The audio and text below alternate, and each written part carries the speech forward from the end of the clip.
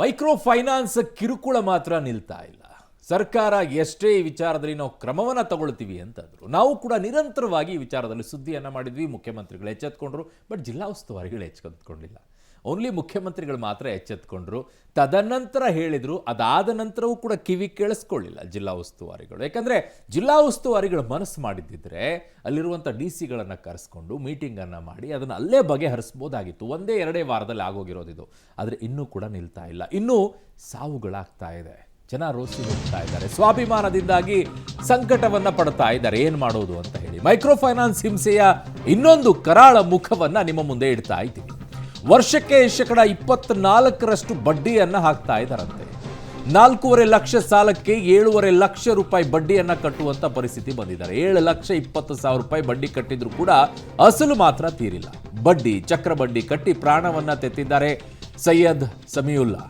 ಸಾಲಗಾರ ಸತ್ರು ಕೂಡ ಕುಟುಂಬಸ್ಥರಿಗೆ ಕಿರುಕುಳ ನಿಲ್ತಾ ಇಲ್ಲ. ಈಗ ಮೈಕ್ರೋ ಫೈನಾನ್ಸ್ ಹಿಂಸೆಯ ಇನ್ನೊಂದು ಕರಾಳ ಮುಖವನ್ನು ನಿಮ್ಮ ಮುಂದೆ ಇಡ್ತಾ ಇದ್ದೀವಿ. ವರ್ಷಕ್ಕೆ 24%, 24.55% ಬಡ್ಡಿಯನ್ನು ಹಾಕ್ತಾ ಇದ್ದಾರಂತೆ. ಬೆಂಗಳೂರಿನಲ್ಲೂ ಕೂಡ ಒಂದು ಇದೇ ರೀತಿಯಾಗಿ ಫೈನಾನ್ಸ್ ನಡೆಸುತ್ತಾರೆ. ಅವರು 25%, ಇಲ್ಲಿ 0.55 ಆದರೂ ಇದೆ. 24.55, 25% ಹಾಕ್ತಾರೆ. ಬಟ್ ಯಾರು ಹೇಳಲ್ಲ, ಯಾರು ಕಂಪ್ಲೇಂಟು ಮಾಡಲ್ಲ, ಏನೂ ಇಲ್ಲ. RBI ರೂಲ್ಸ್ ಅಂತೂ ನೆಗೆದು ಬಿದ್ದು ಹೋಯಿತು. ಯಾರು ಕೇಳೋರಿಲ್ಲ, ಯಾರು ಹೇಳೋರಿಲ್ಲ. ಅವ್ರಿಗೆ ಇಷ್ಟ ಬಂದ ರೀತಿಯಲ್ಲೇ ಬಡ್ಡಿಯನ್ನು ಹಾಕ್ಕೊಂಡು ಹೋಗ್ತಾರೆ. ಇದು ನಿಜವಾಗಿಯೂ ಕೂಡ ಕರಾಳ ಮುಖಾನೆ. ಈ ನಿಟ್ಟಿನಲ್ಲೇ ಸರ್ಕಾರ ಗಮನ ಹರಿಸಬೇಕಾಗಿದೆ. ಫಾಲೋ ಮಾಡಿ RBI ರೂಲ್ಸ್ ಅನ್ನ. ಆದರೆ ಇವ್ರು ಮಾಡಲ್ಲ. ಈ ಸ್ಟೋರಿಯಲ್ಲಿ ಇನ್ನೊಂದು ಇಂಟ್ರೆಸ್ಟಿಂಗ್ ವಿಚಾರ ಮತ್ತೆ ನೋವಿನ ವಿಚಾರ ಏನು ಅಂತ ಹೇಳಿದ್ರೆ, ಇವ್ರು ಸಾಲ ಮಾಡಿದ್ದು ಎಷ್ಟು ಗೊತ್ತಾ?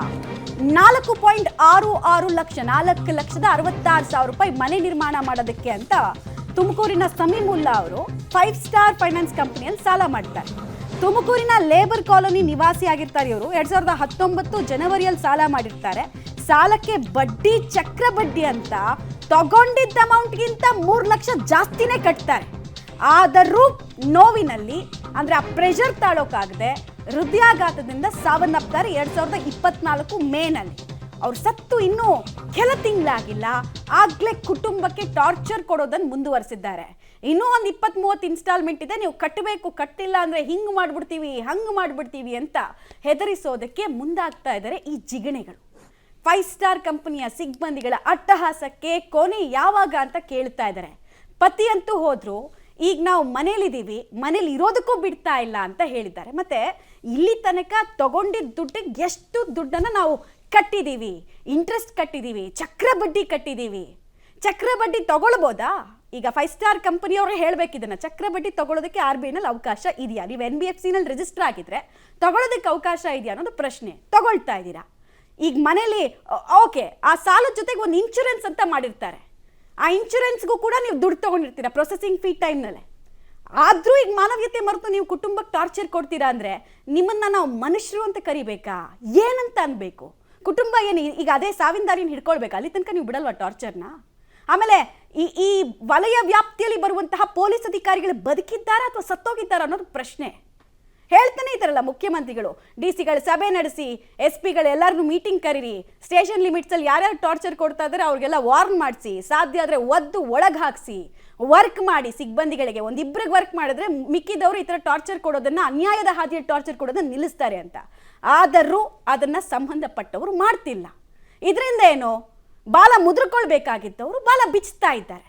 ಅಸಹಾಯಕ ಕುಟುಂಬದ ಮುಂದೆ ಹೋಗ್ಬಿಟ್ಟು ತಮ್ಮ ಪೌರುಷವನ್ನು ತೋರಿಸ್ತಾ ಇದ್ದಾರೆ. ಇದು ಇನ್ನು ಎಷ್ಟು ಪ್ರಕರಣಗಳು ಈ ಥರ ವರದಿ ಆಗಬೇಕು? ದಿನವೊಂದಕ್ಕೆ ಸರಾಸರಿಯಲ್ಲಿ ಒಂದು 15ರಿಂದ 20 ಪ್ರಕರಣ ನಮಗೆ ತುಮಕೂರು ವ್ಯಾಪ್ತಿಯಲ್ಲೇ ಕಾಣೋದಕ್ಕೆ ಸಿಗ್ತಾ ಇದೆ. ಯಾರೋ ಆಧಾರ್ ಕಾರ್ಡ್ ಇಸ್ಕೊಂಡು ಹೋಗ್ತಾರೆ. ಏನಾಗ್ತದೆ ತುಮಕೂರಿನಲ್ಲಿ? ಗೃಹ ಸಚಿವರ ತವರೂರಿನಲ್ಲಿ ಹಿಂಗಾಗ್ತಿದೆ. ಅಗೇನ್ ಪೊಲೀಸ್ ಇಲಾಖೆ ಯಾರ ಅಂಡ್ರಲ್ಲಿ ಬರುತ್ತೆ? ಸಚಿವರ ಅಂಡ್ರಲ್ಲಿ ಬರುತ್ತೆ. ಸಚಿವರು ಕೇಳಿದ್ರೆ ಆರ್ಥಿಕ ಇಲಾಖೆನ ಕೇಳಬೇಕು, ಅವ್ರನ್ನ ಕೇಳಬೇಕು, ಇವ್ರನ್ನ ಕೇಳಬೇಕು ಅಂತ ಕತೆ ಬಿಡ್ತಾ ಇದ್ದಾರೆ. ಅವ್ರ ಹೆಸರು ಮೇಲೆ ಲೋನ್ ತಗೊಂಡಿದ್ವಿ ಸರ್. 19ನೇ ಇಸ್ವಿಗೆ ಅವ್ರು ತೀರೋಗಿ 10 ತಿಂಗಳಾಯಿತು. ಅದು ಏನಾದರೂ ಮಾಡಿ ಸಡನ್ದಿದ್ದು, ಆವಾಗ ಆ ಕಾಲದಲ್ಲಿ ಇನ್ಶೂರೆನ್ಸ್ ಇಲ್ಲ ಅಂತ ಹೇಳಿದರು. ತಿರ್ಗಾ ಒಂದು ನೋಟಿಸ್ ಕಳಿಸಿದ್ದಾರೆ.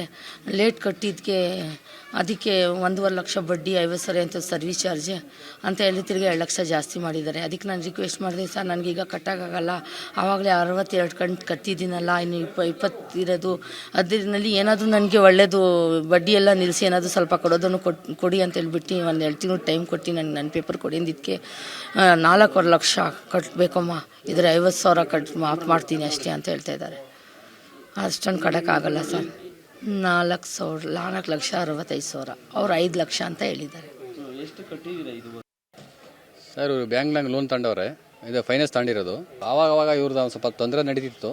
ಆ ತೊಂದರೆಯಿಂದ ಅವ್ರಿಗೆ ಕಟ್ಟೋಕ್ಕೆ ಒಂದು ಸ್ವಲ್ಪ ಕಷ್ಟ ಆಗ್ತಿತ್ತು. ಅದರಿಂದ ಅವರು ಒಂದು ಸ್ವಲ್ಪ ಕಿರುಕುಳ ಕೊಡೋರು, ಸರಿಯಾದ ಟೈಮ್ಗೆ ಇವರು ಲೋನ್ ಕಟ್ತಾ ಇರಲಿಲ್ಲ.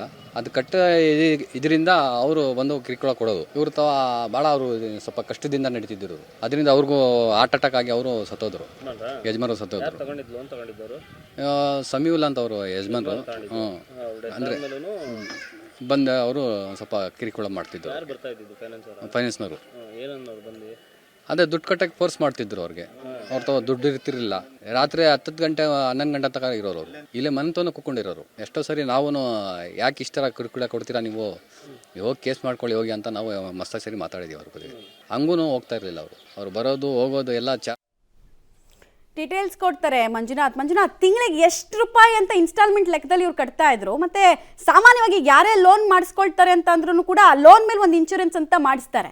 ಅದನ್ನು ಇವ್ರು ಮಾಡಿಸಿರ್ಲಿಲ್ವಾ, ಅಥವಾ ಮೈಕ್ರೋ ಫೈನಾನ್ಸ್ ಕಂಪ್ನಿಗಳೇ ಬಡ್ಡಿ ಆಸೆಗೆ ಆಮೇಲೆ ಇಡೀ ಆಸ್ತಿ ನುಂಗೋ ಆಸೆಗೆ ಅದನ್ನ ಗಮನಕ್ಕೆ ತಂದಿರಲಿಲ್ವಾ?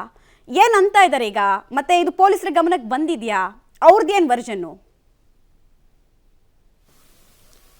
ಮಮತಾ, ತುಮಕೂರು ಜಿಲ್ಲೆಯಲ್ಲಿ ಮೈಕ್ರೋ ಫೈನಾನ್ಸ್ನವರ ಕರಾಳ ಮುಖ ಬಗೆದಷ್ಟು ಬಯಲಾಗ್ತಾನೆ ಇದೆ. ಈಗ ಕಳೆದ 3-4 ತಿಂಗಳಲ್ಲಿ ಇದು 4ನೇ ಸಾವು, ಅಂದರೆ ಮೈಕ್ರೋ ಫೈನಾನ್ಸ್ನ ಕಿರುಕುಳಕ್ಕೆ ಸತ್ತಿರುವಂಥದ್ದು. ತಿಪ್ಟೂರಾಗಿರ್ಬೋದು, ತುಮಕೂರು ಸಿಟಿಯಲ್ಲಿ 2 ಸಾವಾಗಿರುವಂಥದ್ದು, ಮಧುಗಿರಿಯಲ್ಲೂ ಕೂಡ 1 ಸಾವಾಗಿರುವಂಥದ್ದು. ಇವೆಲ್ಲವನ್ನೂ ನೋಡಿದ್ರೆ ಇವರ ಕರಾಳ ಮುಖ ಚಾಚ್ತಾನೇ ಇದೆ, ಹೆಚ್ಚು ಬಗೆದಷ್ಟು ಮತ್ತೆ ಬಯಲಾಗ್ತಾ ಇದೆ. ಕೇಳಿ ಇದು ಗೃಹ ಸಚಿವರ ತವರು ಜಿಲ್ಲೆ ಆದರೂ ಕೂಡ ಮೈಕ್ರೋ ಫೈನಾನ್ಸ್ನವರು ಯಾವುದೇ ಡೋಂಟ್ ಕೇರ್ ಅಂತ ಇಲ್ಲ. ಮತ್ತೆ ಪದೇ ಸರ್ಕಾರ ಇಷ್ಟೊಂದು ಏನು ತಾಕೀತು ಮಾಡಿದರೂ ಕೂಡ ಮತ್ತೆ ಅವರ ಮನೆಗಳಿಗೆ ಹೋಗಿ ಏನು ವಸೂಲಿ ಮಾಡಲಿಕ್ಕೆ ಕಿರುಕುಳ ಕೊಡ್ತಾ ಇರುವಂಥದ್ದು. ಸಮೀವುಲ್ಲಾದ ಅವರ ಕಥೆಯನ್ನು ಕೂಡ ಅದೇ ಆಗಿರುವಂಥದ್ದು. 2019ರಲ್ಲಿ ಸಾಲ ಪಡ್ಕೊಂಡಿರುವಂಥದ್ದು 4.66 ಲಕ್ಷ ಸಾಲ ಪಡ್ಕೊಂಡಿದ್ದು. ಅದರ ಬಡ್ಡಿನೇ ಕೇವಲ 7,20,000 ತನಕ ಹೋಗಿರುವಂಥದ್ದು. ಆದರೆ ಸುಮಾರು 25% ಅಷ್ಟು ಬಡ್ಡಿ ಇವರು ಹಾಕಿರುವಂಥದ್ದು. ಆದರೆ ಈ ಸಂದರ್ಭದಲ್ಲಿ ನೀವು ಹೇಳಿದ ಹಾಗೆ ಇನ್ಶೂರೆನ್ಸ್ ಮಾಡ್ಕೊಂಡಿರ್ತಾರೆ. ಪತಿ ಏನು ಅಕಸ್ಮಾತ್ ಏನಾದರೂ ಅನಾಹುತಗಳಾದರೆ ಅವ್ರ ಹೆಸರಿಗೆ ಏನೋ ಇನ್ಶೂರೆನ್ಸ್ ಮಾಡ್ತಾರೆ, ಅದನ್ನು ಇವರು ಮಾಡ್ಕೊಂಡಿರಲಿಲ್ಲ ಅನ್ನುವಂಥದ್ದು ಅವರು ಹೇಳ್ತಾ ಇರುವಂಥದ್ದು. ಯಾರು ಈ ಸಮೀವುಲ್ಲಾ ಅವರ ಕುಟುಂಬಸ್ಥರು ಹೇಳ್ತಾ ಇರುವಂಥದ್ದು.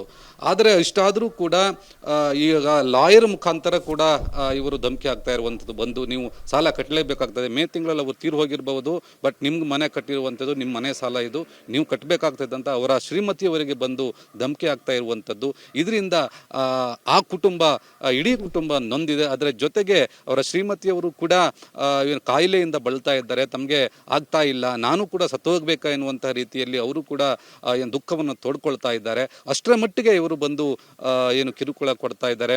ಆದರೆ ಪೊಲೀಸ್ ಇಲಾಖೆ ಮಾತ್ರ ತಮಗೆ ಯಾವುದೇ ರೀತಿಯ ಸಂಬಂಧ ಇಲ್ಲ ಎನ್ನುವಂಥದ್ದು ರೀತಿಯಲ್ಲಿ ವರ್ತಿಸ್ತಾ ಇದೆ. ಯಾಕಂದರೆ ಆತ ಸತ್ತು ಹೋಗಿರುವಂಥದ್ದು ಏನು ಮೇ ತಿಂಗಳಲ್ಲಾಗಿರ್ಬೋದು, ಆತ ಸಾಲ ತಗೊಂಡಿರುವುದು 2019ರಲ್ಲಿ ಇರಬಹುದು.